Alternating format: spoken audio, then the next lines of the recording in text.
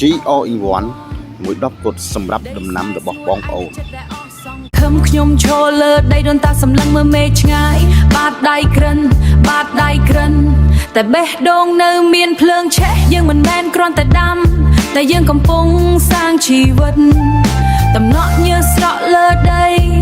បង្កើតជាចង្វាក់ភ្លេងត្រូវការអាហារដែលផ្ដល់កម្លាំងពិតប្រាកដមិនមែនគ្រាន់តែសម្បកក្រៅតែសាច់ក្នុងមាំមួនសីហាផាវីតនាំមកនៅពលឺថ្មីនៃកសិកម្មជាសីហាផាវីតថាមពលនៃដែនដីជា all in one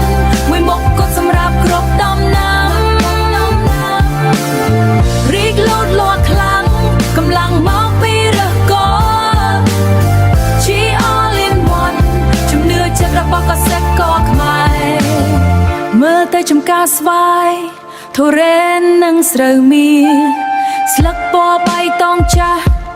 បង្ហាញពីសុខភាពល្អមិនថាដីភ្នំឬដីវាទំនាបកណ្ដាលរូបមន្តនេះផ្ដល់ជាជាតិដល់សរសៃឈាមផែនដី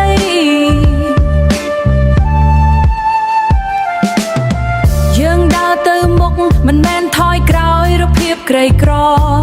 ចំណេះដឹងលើបាតដៃជ្រើសរើសអ្វីដែលល្អបំផុតកាត់បន្ថយការចំណាយបង្កើនផលទ្វេដងមេឃធៀងរឹងមាំទប់ទល់នឹងខ្យល់ព្យុះសង្រី